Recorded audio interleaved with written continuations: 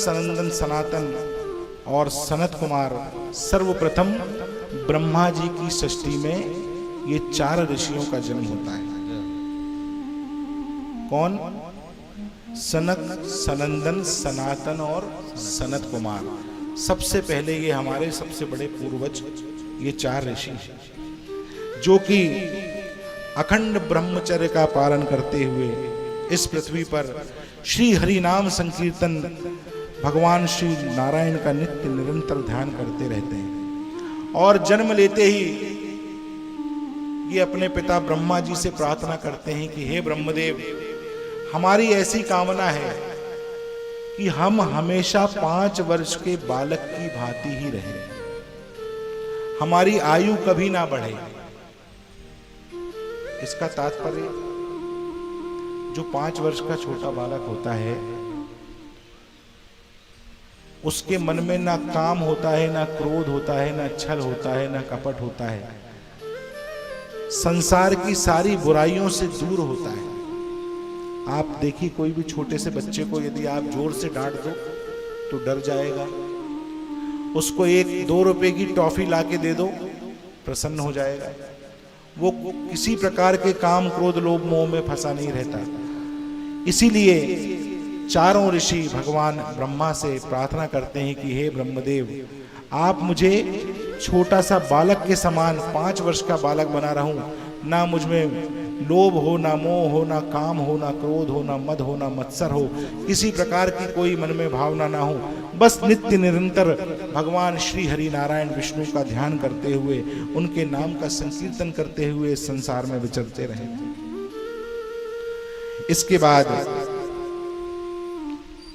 दूसरी बार संसार के कल्याण के लिए एवं समस्त यज्ञों के स्वामी उन भगवान ने ही रसातल में गई हुई पृथ्वी को लाकर इस भूमि के ऊपर लाकर, जो रसातल में समुद्र के अंदर डूबी हुई थी, उसको स्थापित किया। जब सृष्टि होना प्रारंभ हुई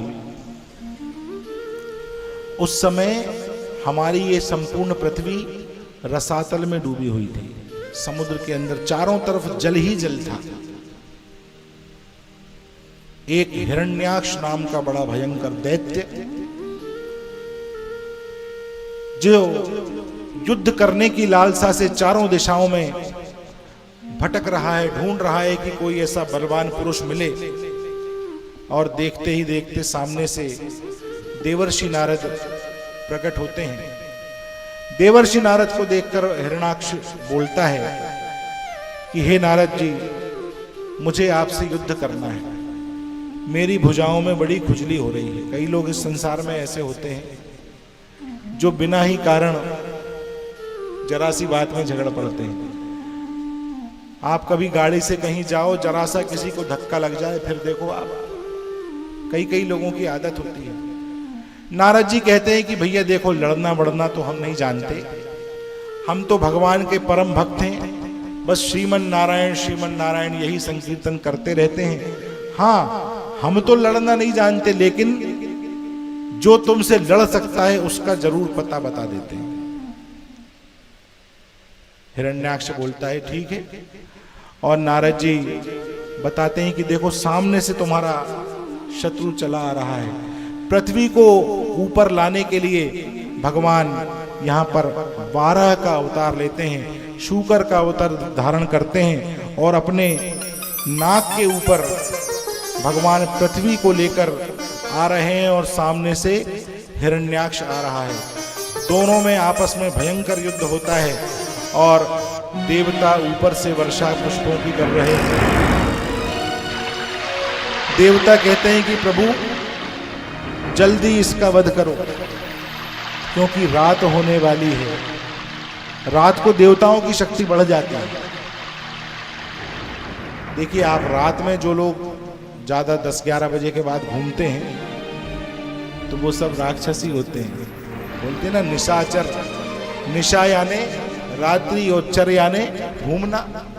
रात में 10-11 बजे के बाद जो घूमे, समझ लो कि सब राक्षस वंश के ही हैं। देवता कहते हैं प्रभु जल्दी इसका वध करो, रात्रि में शक्ति बढ़ जाएगी। भगवान कहते हैं कि भैया मेरे सामने न दिन है न रात है, ये कोई शक्ति वक्ति नहीं, मैं तो बस भगवान तो भक्तों की इच्छा को पूरी करने के लिए खेल खेलते, मैं तो अभी इसके साथ खेल रहा हूं, मैं भी देखना चाहता हूं कि इसकी भुजाओं में कितना बल है। और देखते ही देखते भगवान हिरण्याक्ष का वध कर देते हैं और पृथ्वी को लाकर स्थापित कर देते हैं। बोलिए वाराह भगवान की जय।